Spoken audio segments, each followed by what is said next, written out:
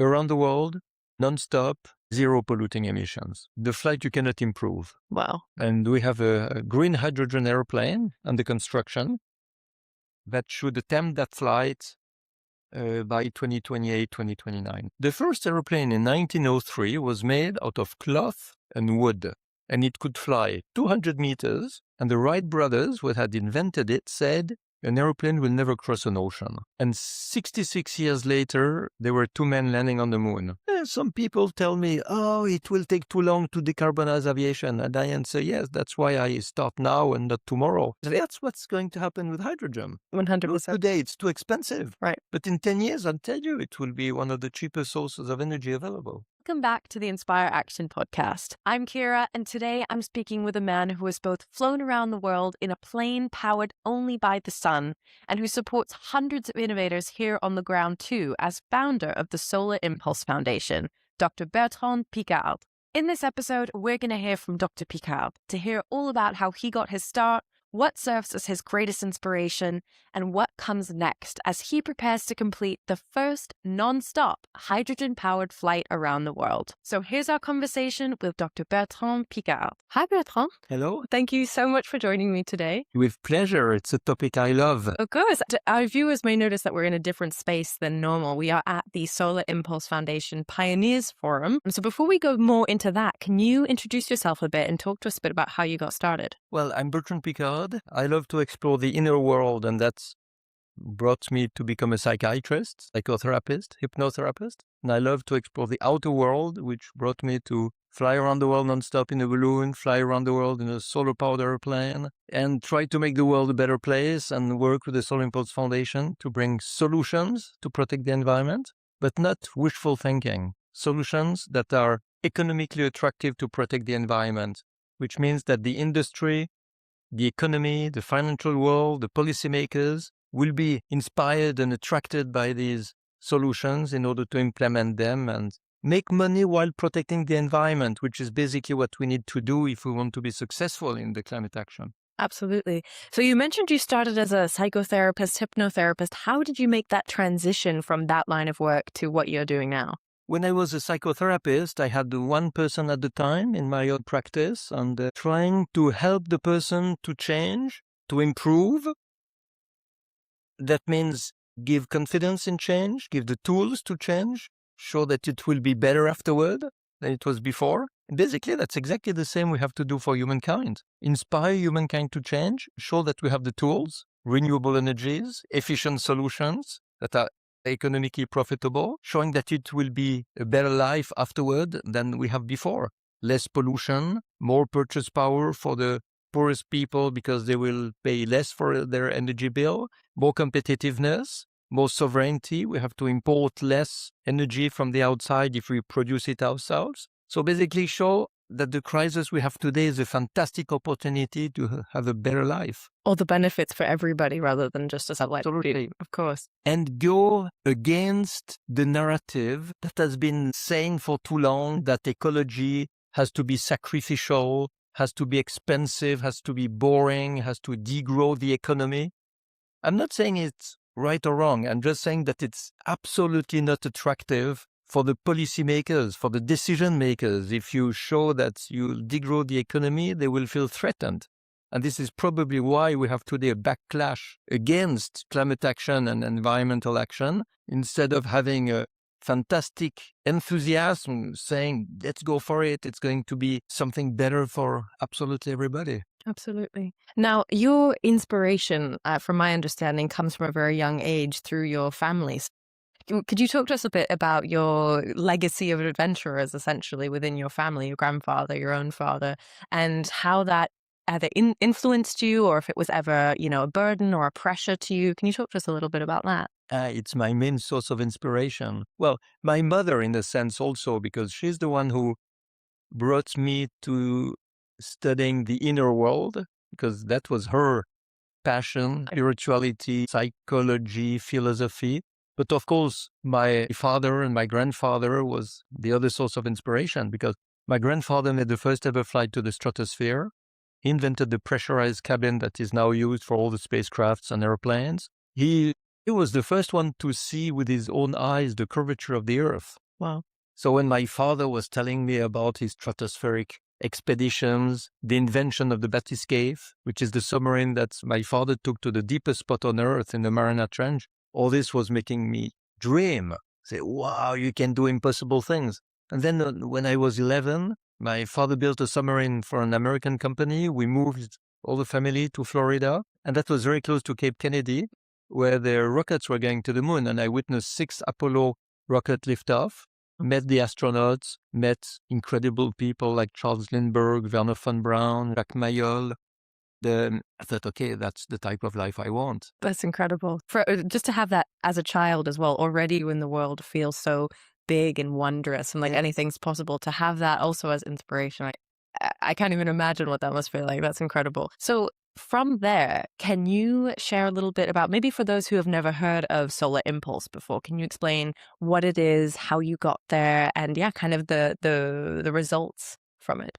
When it started, of course, with the dream of being an explorer. So I started to go into every new thing I could find. The first hang gliders that were flying in Switzerland, I said, okay, that's for me. First microlight that was ever important in Switzerland, I said, I have to try that. Then I did a lot of ballooning, and I had this opportunity to launch a project to fly around the world nonstop in a balloon, and found a sponsor, had a balloon built, put a team together, succeeded where Richard Branson, Steve Fossett, a lot of other competitors failed. So that was a big moment of elation. It's the first time I had succeeded to be an explorer and doing something that had never been done. But I have to admit that it was just at the limit of what was possible. We took off with 3.7 tons of liquid propane to heat the balloon during the 20 days non-stop of the flight. Non-stop, wow. Non-stop, 20 days, 45,000 kilometers, the longest flight ever in duration and distance unrefueled. But when we landed with my friend Brian Jones, there was 40 kilos left in the last fuel tank. And at that moment, I understood that it's wrong to say the sky is the limit. We should say the fuel is the limit. Yeah, absolutely. And that was the reconciliation of my own path with the ecological path of my father and my grandfather. And I thought, okay, now I flew around the world with fuel. I have to fly with no fuel. And that was the beginning of Solar Impulse. What approximately what time frame was this? Like what years was this? I landed with Breitling Orbiter 3, the balloon, the 21st of March, 1999. Okay. And from then on, I thought, okay, I absolutely have to fly around the world on solar power with no fuel. And it took me 3 years before starting really the project. And it was a long project because everybody considered it was impossible. There was no support from the world of aviation. It was difficult to find partners. It was difficult to find knowledge and experience. Absolutely. To do something that had never been done. And people sometimes were laughing at me and said, don't think that you can fly with no fuel. And you know, this famous sentence I heard so many times, the sun is not giving enough energy to have an airplane flying day and night. So you cannot do it. And that's the stupid paradigm of always trying to produce more. The goal is not to produce more. The goal is to consume less. Yes. So you cannot increase the power of the sun, but you can decrease the consumption of the plane. 100%. It makes it more efficient. Yeah, exactly. And that's why we had this plane that was so efficient. Very thin wings, big wingspan, 72 meters, bigger than the jumbo jet. Wow. But light as a family car, 2.3 tons. And with the power of a scooter, we could make it. Amazing. But it was not enough from what I wanted. Initially, I wanted to do it with 2 pilots nonstop, and it was with only 1 pilot at the time with 16 stopovers, changing the pilot each time. And I was not satisfied. Yeah, I had beautiful flights. I enjoyed it, crossing the Atlantic on the footstep of Charles Lindbergh that I met as a child. Symbolically, it was great. Flying from Hawaii to San Francisco above the Pacific, fantastic. But there were stopovers. And it was a plane that was not really practical to use. It was more a promotion for renewable energies than for decarbonized aviation. So this is why now I've launched with Raphaël Dinelli, a French navigator and composite material engineer, a new project to try to achieve what I call the ultimate flight, the flight you cannot improve. Around the world, non-stop, zero polluting emissions. And we have a green hydrogen airplane under construction that should attempt that flight by 2028, 2029. Incredible. And that is called Climate Impulse, correct? This is Climate Impulse. Very- Try to have a flagship for climate action to restore hope and show there are solutions. Of course, some people tell me, oh, it will take too long to decarbonize aviation. And I answer, yes, that's why I start now and not tomorrow. You have to start as soon as you can because it will take some time. Absolutely. But you have to show the example and you have to restore hope to the people who think there's no solution, no future, everything's lost. No, everything's not lost. We need to think out of the box. We need to work. Really to work to implement solutions, to invent new ways to do.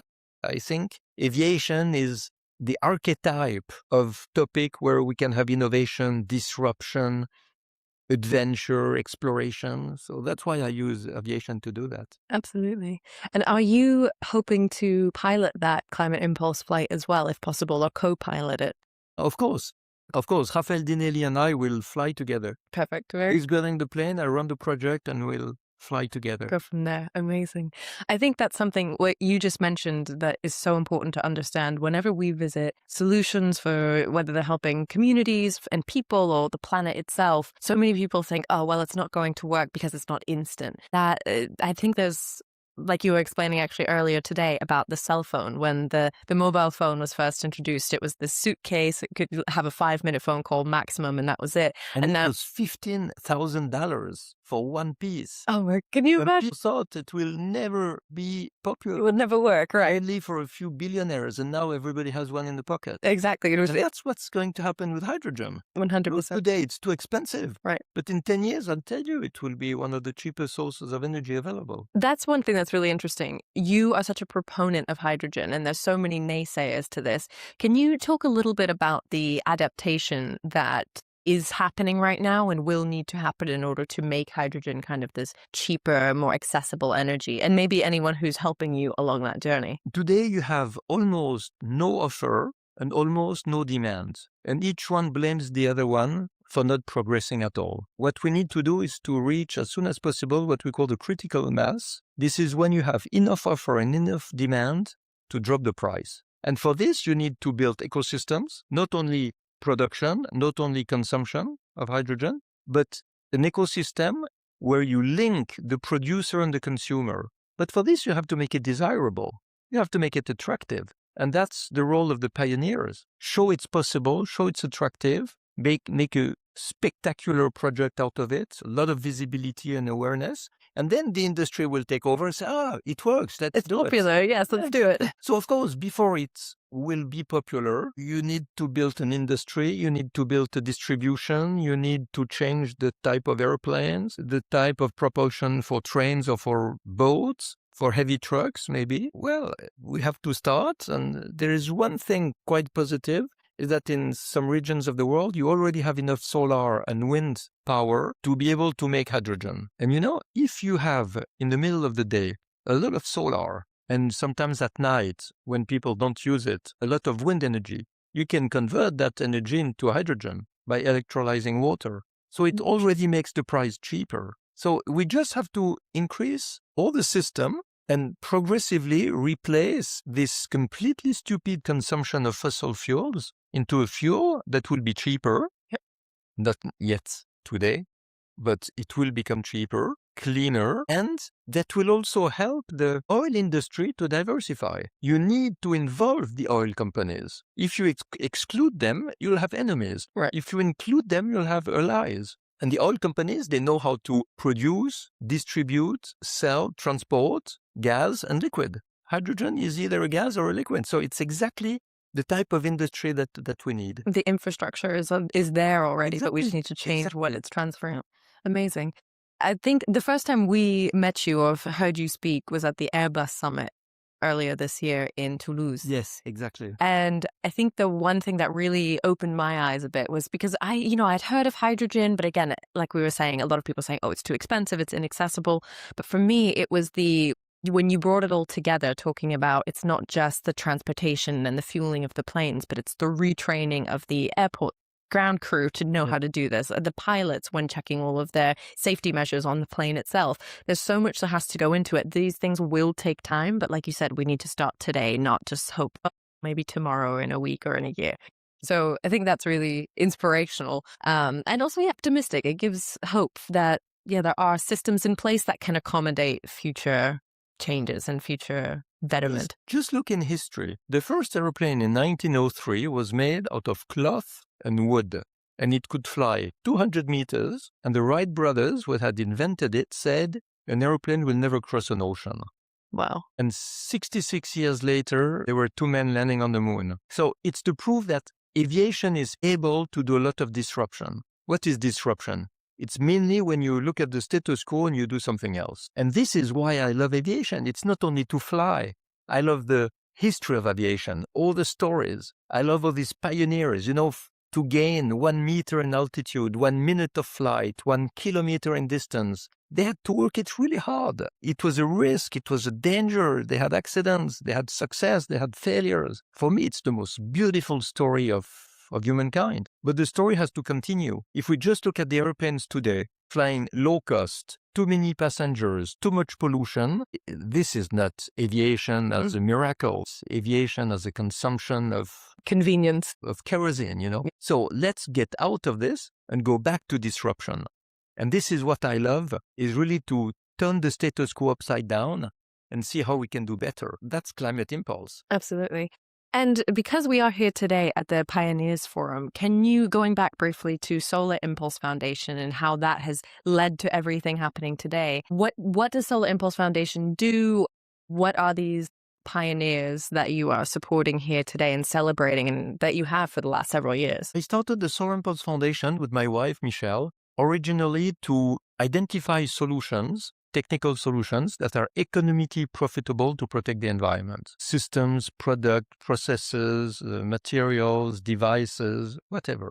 And we found with all our team, 150 of them, with experts who are assessing them to be sure that they exist today, they're credible, scalable, ecological, and profitable. And we thought it would be enough. But no, it's not enough, because although these solutions exist, people don't use them. Right. Or at least not enough. So what did we do? We made a lot of promotion for these solutions, a lot of awareness, a lot of media around the solutions. Then we found investors that would help some of the startups to grow with their solutions. And we work with BNP Paribas and Rothschild & Co. in 2 investment funds to develop some startups that are producing solutions that are useful. And we see that, of course, these companies, they need investors, but they also need customers. They need clients. Yep. They need to sell in order to be profitable, not only subsidies and investment. We went to the next stage, which is to find a way to pay for the implementation of these solutions at the client's place without needing to ask the client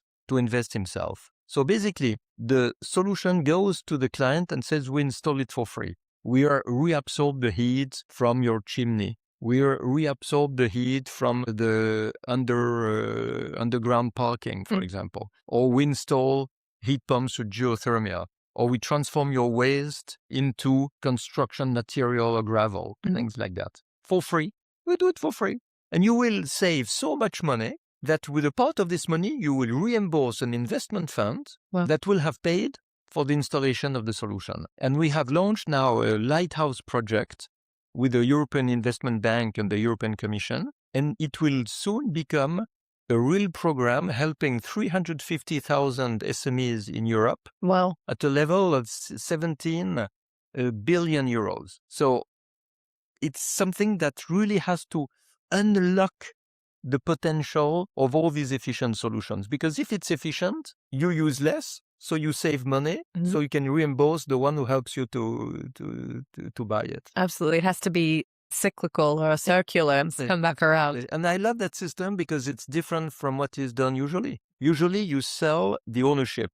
Right. And it's expensive in the beginning, and then you recover the money over time and you can have a return on investment. But if you have someone paying for you to have the use of it and not the ownership, then you can reimburse much more, much faster.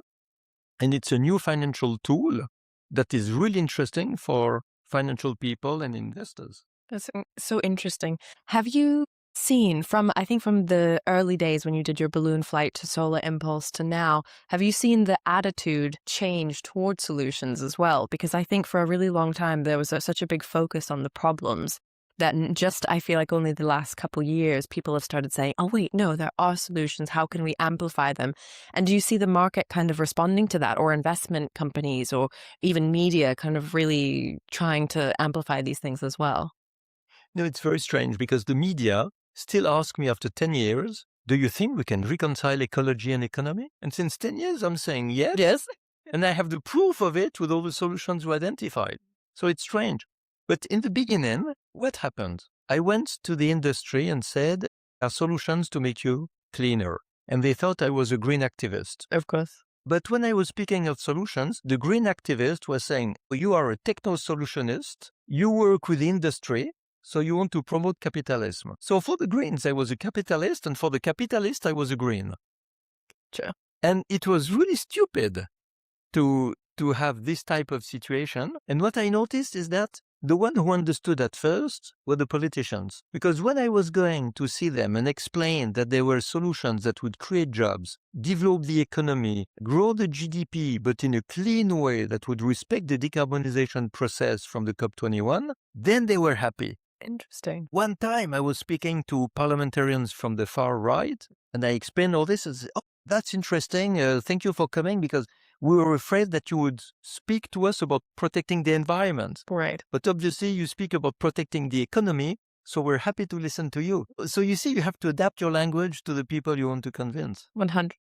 That's what I think we say that all the time. Regardless of where you fall on the political spectrum, we all do want the same things at the end of the day. Who doesn't want, clean air, clean water, more and better opportunities for our children? And these are the values that I think we need to convey. Like you said, you need to adapt your language a little bit, but we have to convey that to everyone and say, no, listen, these solutions are not only great for the planet, if you care about that, but they're also great for you and for your families and for the future and future generations. So you have to kind of adapt that. But there is something in it for everyone. Absolutely. There is also another thing that has changed, I think, in the last 10 years, is the higher number of psychopaths that have a lot of power. 10 years ago, you had the heads of states coming in Paris to protect the environment. Mm-hmm. And today you have new leaders who seem to care in no way about the environment. And you have also industry leaders who don't care. When you see the Dieselgate, can you imagine car constructors who cheat on their ecological measures in order to sell more cars, even if it poisons a lot of people in the population? That's a psychopathic way evil of doing. Absolutely. It's not only mean or evil people, it's psychopaths. Yeah. People who have absolutely no sense of guilt, total selfishness, no compassion, and they just do everything in order to have their own interest. Absolutely. It's terrible. And you have more and more of these also in the politic. And we see that it starts to be very, very difficult to have rational discussions. 100%. I grew up in America and I still have lots of family there. And there specifically right now, everything is so divisive. And so, like you said, it's that lack of empathy, not only for other people, but for planet and for just our actions. People don't think that their actions have an impact, whether positive or negative. And it really is alarming, isn't it? It's something where you almost don't even know how to respond to it because, like you were saying, if, for example, these car manufacturers who cheat on meeting their environmental standards that have been set for them, that at the end of the day, that's going to impact them as well. It's going to come back around, whether it's through the air pollution or the water pollution or waste streams or whatever it is. And it's completely nonsensical. And I don't know if that comes down to lack of education or misinformation or disinformation or what it may be. But that's, I think, one big thing that in doing good media like this, it's so important to get the facts out there and the truth out there. But for them, I think it's short sight. They earn more money right now, and then they don't care about what's going to happen. The consequence of what they do, they don't care. But it's the same for the chemicals that we find in our food. It's the same for the industries who put all the toxical waste in nature. They just don't care. And our world has the responsibility of this because we don't protect ourselves enough against the psychopath. Right. We don't protect ourselves. We don't put the limits clear enough. And if an industry puts toxical waste that makes cancer in the population around the factory, they should be punished. Absolutely. And they are not punished. Right. Which is an encouragement to continue and to do this everywhere. Right. It makes it permissible. Yeah, the complacency, the laxism. In French, you say laxism. Mm-hmm. You know, you just let everybody do what he wants to do, and there is no limit. The rules are not followed. The legislation is not implemented, and we are just degrading our humankind in a really dangerous way. Absolutely. It's that lack of accountability. That's, like you're saying, that's the biggest thing. And to kind of bring it back to what you're doing with Climate Impulse, is that something that once Climate Impulse is achieved, do you hope that maybe that can, I don't know, let the dominoes fall a little bit and show people that the other ways are possible and profitable and can just make these things kind of change people's minds? Or do you think there has to be a bigger shift at play there? No, you have it absolutely right. It's a possibility through a spectacular achievement to be heard much more, to have more credibility, and to put a message through, that can be heard and that can be attractive. This is why I used to say that the project will start after the flight around the world, because then we'll have the credibility and all the heads of state will like to meet us, to be on the picture. Right. Exactly like with the balloon, with Breitling Orbiter 3, with Solar Impulse. I could meet whoever I wanted. I was speaking to the Secretary General of the United Nations, some high-level politicians at the European level. So it's a really good leverage. It is. It makes everybody feel like, oh, we don't want to be late to the party, so let's jump on. And in a way, it's better that than nothing. So absolutely amazing. Thank you so much, Bertrand. If there's one final note that you have we have a lot of young listeners who often come to us feeling this hopelessness about the planet. If there's one piece of advice or a piece of optimism that you could share with them, that would be great. Yes, when you look back in history, there were a lot of moments where the youth was discouraged, where there was no hope, because there were huge epidemics of sicknesses that could not be cured. There were wars, there were revolutions. People thought it's the end of the world. And sometimes it was the end of one world, the fall of the Roman Empire, the fall of the Greek culture, the fall of some Middle-Age kingdoms. So we just have to see that each time we believe it's the end of the world, it's not the end of the world. It's a new phase. It's an opportunity to try to do better. So it's not always easy. I don't want to tell to the young people that it's going to be easy, but I want to tell them that it's going to be exciting and interesting. And we have to implement new solutions, to bring new ways of thinking, to stand up and speak loud about what we want. But we have to shout solutions, and not problem. Because problem, we don't care. Nobody will care. Solution, then you bring hope. People say, oh, there is solution. So let's implement this solution. Which are they? And here we come with all the solutions that exist in our world. So we see that there is no reason to lose hope, but only if we act. Because the people who don't act, who close the shutter and say there's no future, they're going to suffer a lot. The one who open the shutter and say, now, let's get out, let's act, let's move things, each one at his level, speaking to the media, speaking to local politicians, implementing new solutions, doing everything we can on our own, then it's an incentive. And I think it makes the climate action very, very interesting and promising. Absolutely, I agree. And so if people want to follow along with what the Solar Impulse Foundation is doing, it's solarimpulse.com, correct? And climateimpulse.org. So to keep up to date, is that where people can keep up to date on everything you're doing with Climate Impulse? I publish a lot on LinkedIn also. Okay, amazing. Because it's also important to share all the experience. So LinkedIn for me is a really important channel. Perfect. We will link that down below then in the description. Thank you so much for joining us today, Bertrand. Thank you for the invitation.